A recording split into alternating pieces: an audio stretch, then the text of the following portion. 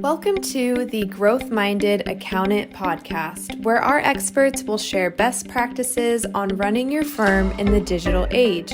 This podcast is brought to you by CountingWorks Pro. Let's get started. Welcome back to the latest episode of the Growth Minded Accountant podcast. Today's topic is AI has become the gatekeeper between your referrals and your next client. And you're going to say, wait a second, that's interesting. And that sounds like disruption to me. And today we're going to go through how that is happening, how it has already happened, and more importantly, how you can adapt to this new reality and help your firm get recommended more, make that gatekeeper super happy to say, yes, yes, choose them. So as usual, I'm joined by my Chief Visibility Officer, Rebekah Barton. If you could say hello. Hello, everybody. This is going to be a really good one.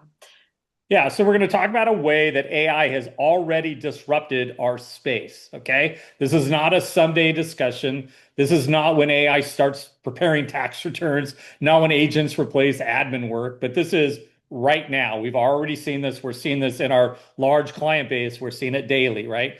More importantly, we're seeing how to use it to make our firms become more successful. So AI is changing what happens between a client referring your firm and the prospect deciding whether or not to call you.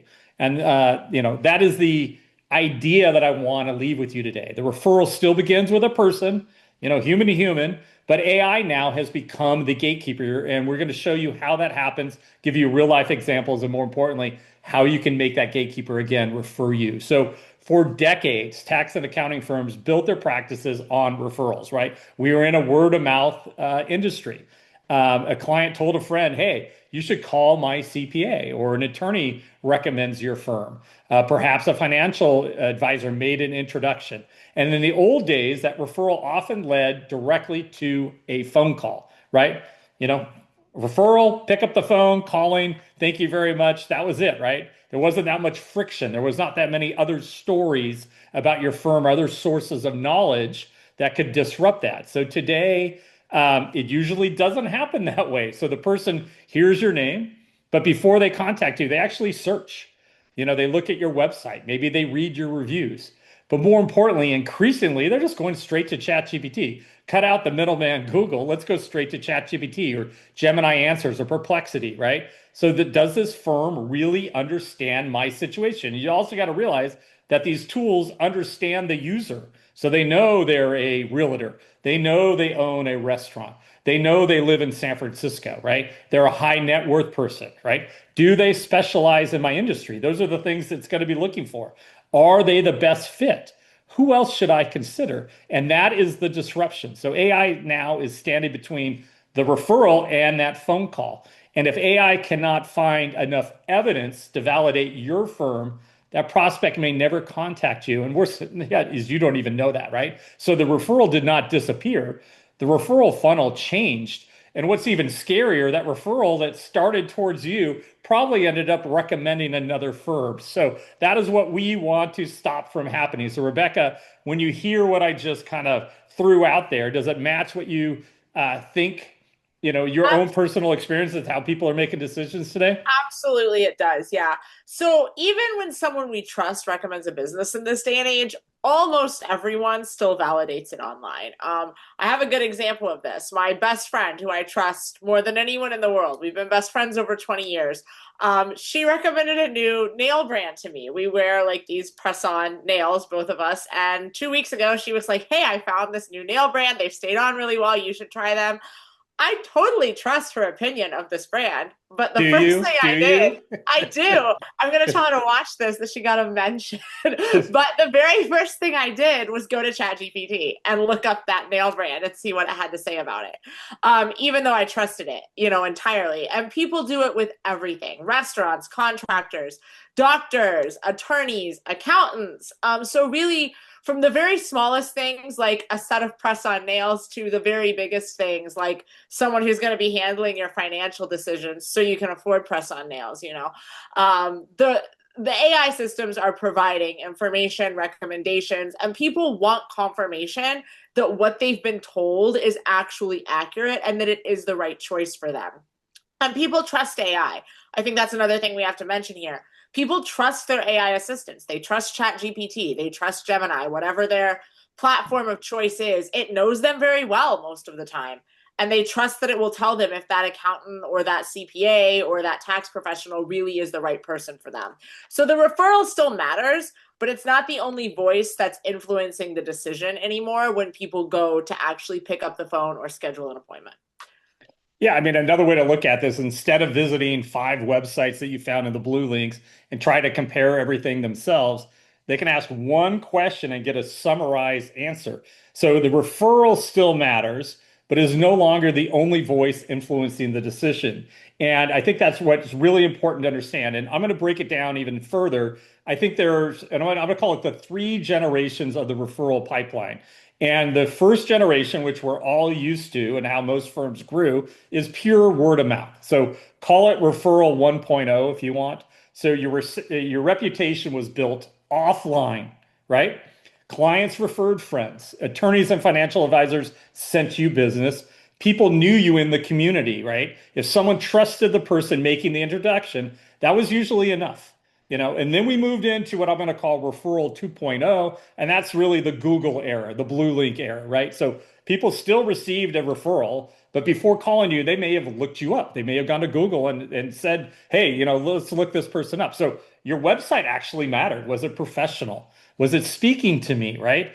Was it dated by any means? Was your Google profile mattered, right? Did you have a lot of 5-star reviews? That really matters. What other people say about you. Local search mattered. So that's when it got into what I'll call search engine optimization. The old days of what really mattered was SEO, right? So how do I make it so my brand is indexed higher than my competitors, right? So then if someone found an outdated website, weak reviews, or very little information about your firm, you could lose a referral you already had earned. But that probably didn't happen that often. But that was the last major shift until entering what I'm going to call referral 3.0. So let's call this the AI recommendation era. And this is different because AI does not give people a list of websites anymore, right? So it's not a bunch of blue links. It attempts to interpret the information for them. So 10 years ago, someone searched, hey, best CPA for dentists near me. Google returned links. The prospect clicked through these websites. They read the reviews and maybe it made the comparison themselves based on what information they found. So today that person may ask an AI platform the same exact question, but the experience is completely different, right? So the AI may summarize which firms appear to specialize in dentists. What do they write about? What's on their blog? What's on their social? Are they making videos on YouTube, for example? How are they reviewed? Do people love them? And then are they talking about dental firms, right? Which one seems the most relevant? And that means AI is no longer just helping people discover firms. It is helping them decide between firms. That is the gatekeeper. They're actually that final block. They're opening the door or closing the door for you. So, Rebekah, I think this is, I guess maybe let's look at it. So how would you explain the yesterday versus today? I kind of gave that example, but let's just nail this a little bit more. Yeah, you did. But I think yesterday in the old days, people searched for information, right? And today they're asking AI to interpret that same information. The older process was, get a referral, you Google the firm, you're given a list of 10 results. They're sort of personalized, but mostly by location or by who has the best keywords or by who is winning the homecoming queen contest that year, because everything was all about popularity, right? And authority. And usually the authority that you had based on how long you owned your URL, things like that. And so then they would read the reviews, if there were any, and they would make a decision, usually based on the first 10 to 15 results that they saw. Today, people are typing information into their AI systems, but the AI systems are relying on more than just that query. Whereas Google would rely on a single query and a bunch of keywords or key phrases, what we see today is much more fluid. The AI system knows who they are. It knows what they do. They may not be searching specifically for an accountant who does dentists, right? Or who specializes in dentists, but maybe the AI system knows that they are a dentist. So it's going to automatically connect them to people who specialize in that particular niche. That is where things are wildly different than Google. AI knows its user in a way that Google simply never did. Old Google, not current Gemini, but the way that old SEO Google that we think of 10 or 15 years ago. I grew up with that form of SEO. It's what raised me in this industry, and it has changed a lot. So it's really important for people to understand that AI is not just looking at the keywords on your website. It's not just looking at how many reviews you have. It's aggregating things across the web to really get an idea of who you are as a brand. So your website matters, your reviews still matter, Google still matters, but these AI engines have been added on top of all of it as an added layer that's extremely important to impress when it really comes down to it. Yeah, this gatekeeper layer is something else. And I think, It is. many firms are still asking what I think is the wrong question. They're still asking, how do I improve our SEO? Okay. We're not discounting SEO is still important. It still brings a lot of traffic, and it actually feeds a lot of the narrative of how these gatekeepers analyze you. It's still very important. A lot of elements in SEO really matter, but prospects have already moved beyond search. Google in May made the big change. It's moved on beyond search and blue links, and they are asking AI to help them make a decision.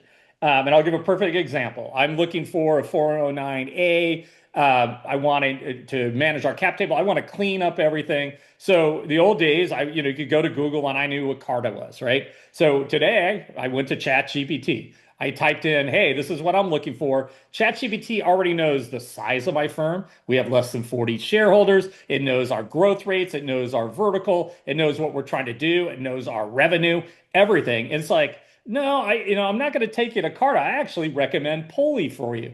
Totally different brand. It nailed why it was important, how it was different. Carta was more this direction. Pulley is more made for our size company. That is the modern day decision tree, right? So I went in, I was going one direction, and guess what? AI, the gatekeeper, recommended another one, and that's really important for you. So you want to make sure that AI can clearly understand what your firm is known for, and that is what the gatekeeper is looking for. So, it's not looking for the polished, nicest logo per se.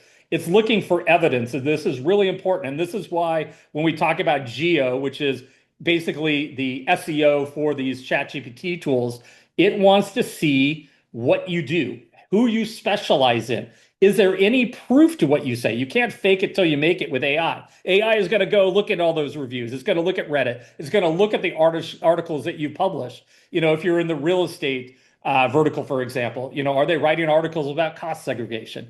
Have they explained anything about 1031 exchanges? And that's what I'm saying. If you're saying, hey, we specialize in real estate investors. So where is the proof? It's in, have they talked about passive activity rules for short-term rentals? Do its reviews actually mention real estate professionals or experience, right? So does the firm consistently answer these questions real estate investors actually ask? And that is the difference between making a claim and demonstrating expertise. So I'll give a real quick example. I just want to dial this in. Imagine two firms. Firm A has one service page saying that it works with real estate investors. Okay, I have a specialty. Firm B, though, has a service page, but it also has articles. It has FAQs. It's sending newsletters about real estate issues. It has videos. It has reels. Its reviews talk about real estate investors. And it has social posts that consistently demonstrate real estate tax knowledge. So which firm do you think is easier for a prospect to trust? Obviously, B, right? Which firm is easier for AI to understand? And, the answer is 100% firm B, not necessarily because it's a better tax and accounting firm, but it is because it has created more visible evidence of its expertise. That is the lesson. That is the takeaway. So AI is not changing what expertise means. It is changing how expertise gets discovered and validated. And I want to make sure I talk to the generalists about this. So, it is a challenge for the firms to sound exactly like every other firm. They have cookie cutter websites. They copied someone else's website. They say the same exact thing. And there's tens of thousands of these sites out there. And what's happening is they're slowly but steadily falling down in the exposure to the market. And more importantly, when you're being analyzed by that referral, an AI all of a sudden starts recommending other firms when you own that referral. That's the problem. So what is the language they're currently using? We provide tax preparation, bookkeeping, payroll, accounting, and advisory services to individuals and businesses. And that may be 100% accurate who you work with, but it gives both people and AI very little reason to choose your firm over another one, right? You have no story, you have no positioning, you're not connecting with a person. More importantly, you're not giving the talking points to the AI engines, right? So you don't have to stop being a general practice, but you do need to be known for something. So maybe it's physicians, maybe it's a certain quality, white glove service, concierge service, a certain type of advisory, right? Maybe it's real estate investors, like the example. Maybe you work with construction companies. Maybe you work with dual income or boomers, people nearing retirement, that are preparing for retirement. Maybe it's navigating how Social Security and Medicare work together. So some sort of planning there. You still serve many types of clients, but the clearer your expertise is, the easier it becomes for AI to match your firm with a specific question or that referral, right? Should I work with Reams and Associates? And they know, hey, Lee owns, Lee Reams and Associates works with dental firms. I am a dental firm. Yeah, that connection, that makes sense. That referral is connected. The gatekeeper says, yeah, and more importantly, these are the reasons why. If you went to that firm A and there was no context, no reviews, no story, guess what happens? That I don't know if that's a perfect match, but I found Rebecca, Sal, and Jose down the street, right? And that is who I'd recommend. Here, check this out. And then all of a sudden, your referral got hijacked, and now that prospect who you thought was calling you disappears, and you didn't even know you missed it, right? So, but that's the practical part of today's episode. That was kind of what the biggest takeaway. So, Rebecca, if a CPA or an EA firm owner understands that AI is now part of the referral process, it's that gatekeeper. It's saying, yeah, it's validating, or it's saying, no, go this direction. What are some things that firms can do next to help them be that firm that's always recommended? So we like lists, we like takeaways. Today's podcast, we're doing so. Yes, we have a list. I have a helpful list for you that hopefully will kind of stick in your mind. We were saying earlier, we wish that this list kind of had a nice word that it made, but it doesn't. But the words are answer, specialize, publish, distribute, and test, which spells nothing. But you can try to remember it anyway. So I'll just give a little bit of detail about all of these. I know we're a little short on time today, but I'll just go over them quickly. So the first thing you want to do is answer the questions that clients are already asking. Every client meeting, every email you receive, every phone call you get during the day contains potential content. Stop looking at these questions as just something you have to answer and start looking at them as content you can put online to start feeding the engines.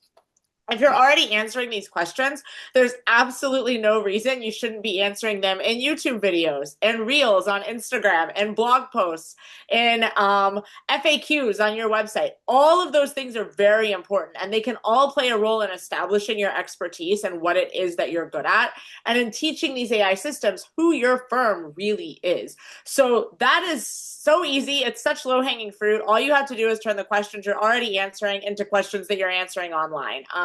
I say that I probably need this on a t-shirt or a sweatshirt now, but the internet doesn't know what you don't tell it. So it is possible that you are the greatest dental CPA in the entire world. But if you're not actually publishing content about things that matter to dentists, nobody is actually going to know that, and you're going to just fall to the bottom of the barrel. Second. And so Rebecca, before you get into that, think of it as your sales force. This is your business development team that works 24/7. So if you're training them, you're dialing them into your story and how to present your firm differently than others, you are going to have an entirely different flow of inbound, more referrals, more importantly, inbound leads. So go ahead, go to specialize. I know Absolutely. No, that's a really good point.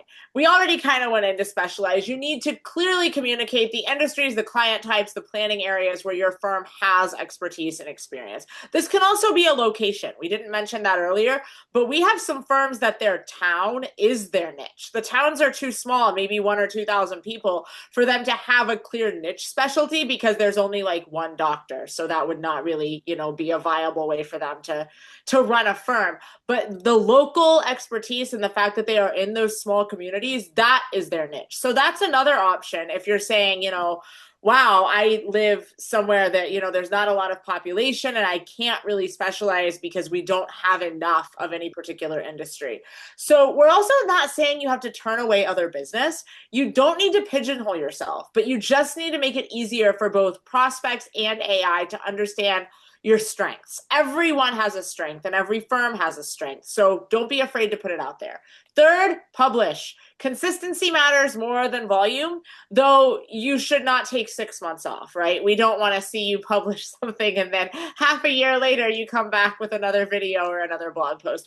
Consistency within reason. I often tell people if you can do 2 blog posts a week, and do that consistently, that's great. Don't try to do one every day if you're going to burn out, right? Burnout is real, and also coming up with that much content when you're not used to it can be challenging. So stick to a couple of times a week if you need to. And remember, you can put the same content topic on every platform. Write a blog post about a question that someone asked you, then record a reel about it, then answer that same question slightly longer form on YouTube. 3 pieces of content out of 1 single question is not bad. Then fourth, you want to distribute that content. If you're going to go to the effort of making it, don't just leave it trapped on your website in a blog that may or may not be seen. Share it through email, through newsletters that are specialized to different industries or different locations or different service types. Post it to your social media. Cross-post every blog post you publish. That's a really easy way to distribute. The AI systems are going to pick up on that. Mention what you do on podcasts, professional associations you're in, reviews, directories. There's so many things that you can do to get content out there. And another thing I want people to remember is that you're not always writing for someone to find it. While that's nice, you are primarily writing for the algorithms to know who you are, what you do, and be able to easily recommend you. So don't get discouraged if you're not getting hundreds of hits on every blog post. That's not really the point. In the long run, those blog posts are going to do their job by training the AI systems on who you are. And then the 5th thing is to test it. So go to GPT, Gemini, Perplexity, Google AI, whatever your platform of choice is, or all of them if you want to be comprehensive, and ask questions that a prospective client might ask. See where your firm appears. See where, what gaps you might have, how it's describing you, the way the internet views you. And then use that information to kind of identify what you need to do to kind of fill in those gaps and to really be recommended for the things that you want to be recommended for, or the services you want to be recommended for, or within those industries. So this is something that really every firm can use. It doesn't matter what your specialty is. It doesn't matter how big or small you are. This framework will work for everyone. Yes, it does. The only thing I would add to that is tell a unique story. So put your personality out there. If you like fly fishing, if you like running, if you like CrossFit, if you're into football, whatever, right? You want to tell that, infuse that into your story, because that is going to start, adding fuel, I guess, to the fire when you're being set up with that gatekeeper. They're going to be able to utilize those talking points and say, hey, by the way, you're a gym rat. By the way, this guy does CrossFit, and that would be a great fit for you. So answer real questions, specialize around valuable problems that lots of people have, or at least your target audience has, right? Publish consistently, like Rebekah said. Make sure you distribute this expertise. Testing what AI says is the best thing. We do this all the time. I actually audit us every 30 days now.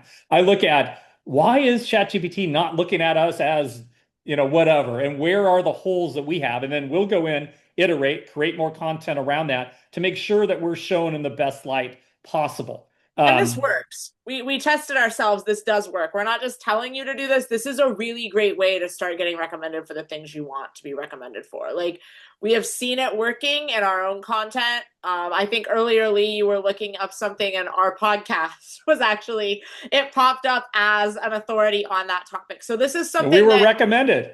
Yeah, we practice what we preach on this front, though. Like, it really does work. And I also make every client I onboard tell me personal information that we can infuse in their website. So we do that too. We had someone today who had a really good one. She grew up in Belarus and didn't move here until the 90s. And her hobby growing up was water rafting in Russia through all the rivers. Yeah, that is a good story. And that is something that will connect. Yes. And it differentiates you from, whatever you want to call the cookie cutter sites that are out there. Unfortunately, I guess that's the good news. Most of our vertical is I guess a desert of cookie cutter websites saying the same exact thing. No real story. And they're not getting recommended. When that referral's coming in, often they're being hijacked right now. And one thing that I don't think we've mentioned is the beauty of what we're talking about is you see the effects very quickly, as Rebekah just said. So traditional SEO could take 3 months, 6 months, 12 months. I mean, it takes a long, long time to build up that authority, that trust, to be that popular one. In the geo space, and that's what we're talking about now, you can make changes to your website, your brand, your messaging, the content that you're putting out there, and you can see results very, very quickly. You want to work for a CPA from microbreweries in Indiana, Rebekah's hometown area. You can create content around that and start getting recommended very quickly. Those matches will start happening, and the beauty of utilizing content and sharing your expertise properly. So here, I'll give you a couple examples of some queries. Who specializes in real estate tax planning in my city, right? So in Las Vegas, see who comes up.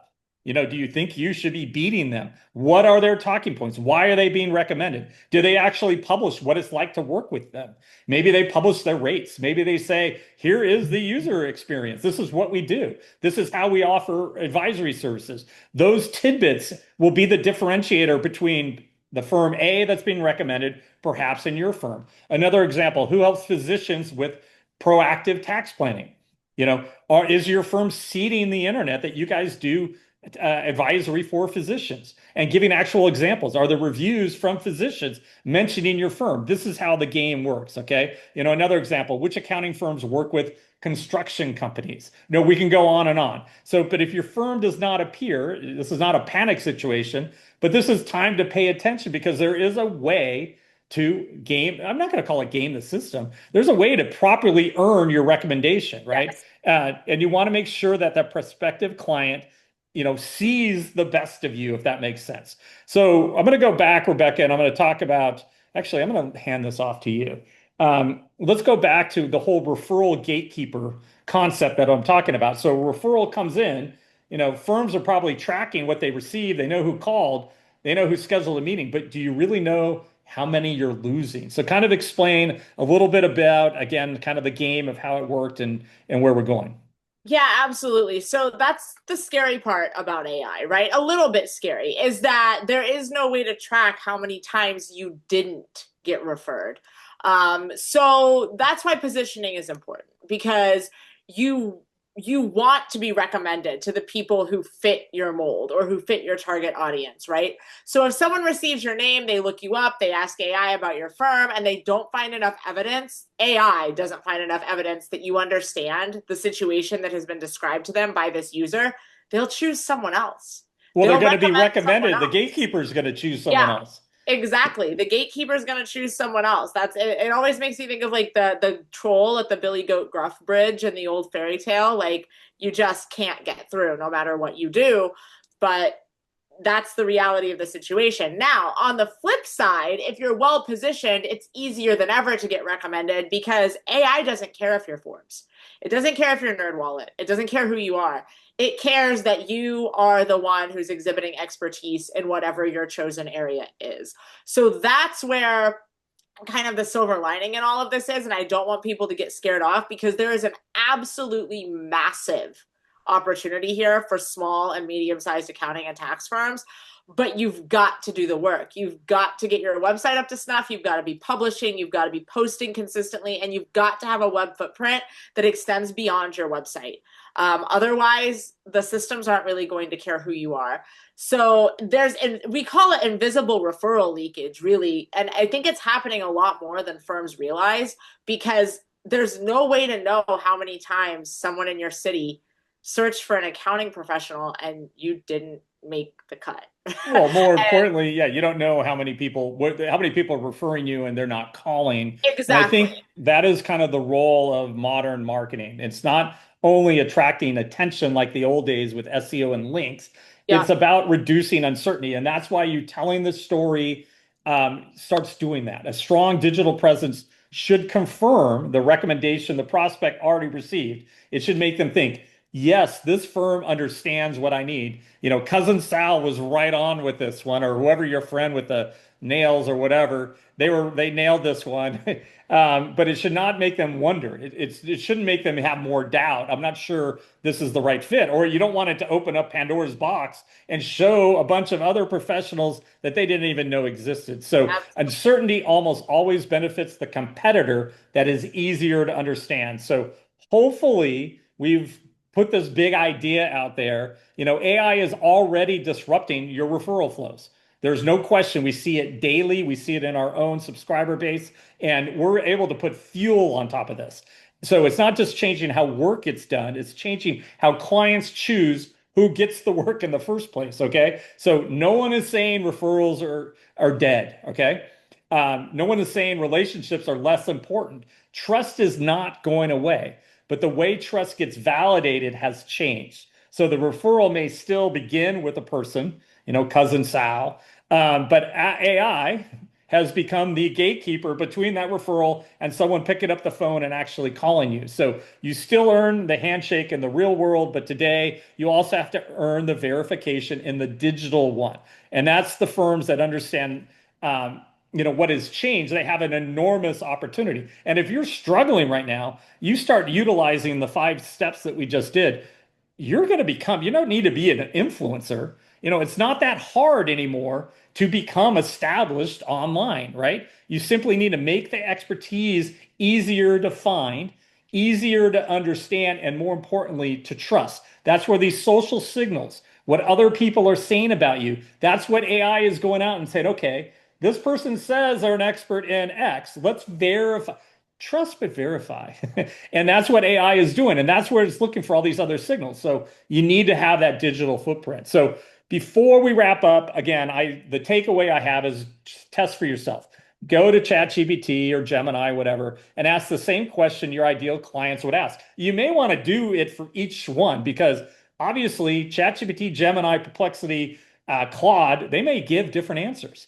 You might have some gaps that Claude has found that ChatGPT didn't. Okay. So you might want to optimize for all of them. Okay. But see where your firm appears or doesn't appear. See whether AI understands what makes you different, what makes you unique. Why am I recommendable? Okay. And see which competitors, if you're not being recommended, are being recommended instead. And what are they doing? How can we beat them? How can we outflank them?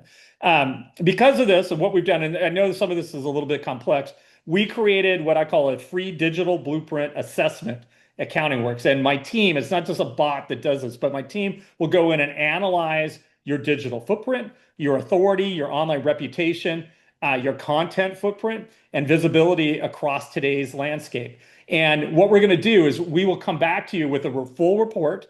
And basically, this is free. Again, no obligation. And we actually build out your story. We answer a few questions, and it helps us kind of define you and kind of give you a picture of what your firm could look like in the modern age. We've been doing hundreds of these. We've already moved through lots and lots of people from, oh my God, that aha moment to, yeah, let's do this. So if it's something you're interested in, please visit countingworkspro.com and we'll schedule your free digital blueprint. It takes, I don't know, 24, 48 hours to get your report back. But the real thing is we're trying to get you past the gatekeeper. That's our whole goal, right? So it's not enough anymore just to earn that referral. We want to be recommended when that referral reaches out to ChatGPT to say, hey, am I making a good decision? So we're taking the doubt out of the process. But that wraps up today's Growth Minded Accountant podcast.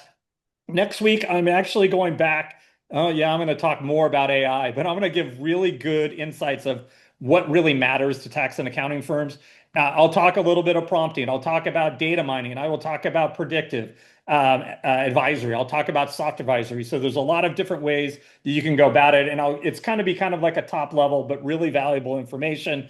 So until next week, I hope you are enjoying your summer, not boiling as it is right now here mid-July. And we hope to see you again on the Growth Minded Accountant. Please continue to share our podcast. I think last week's is up to 3,000, 4,000 views. And for us, that's about right. I mean, we're not getting the biggest one I think we ever have is 25,000 listens. So any one thing in the thousands, that means we're reaching a lot of independent tax and accounting pros, and we're making a difference. So we really appreciate the feedback. Thank you again.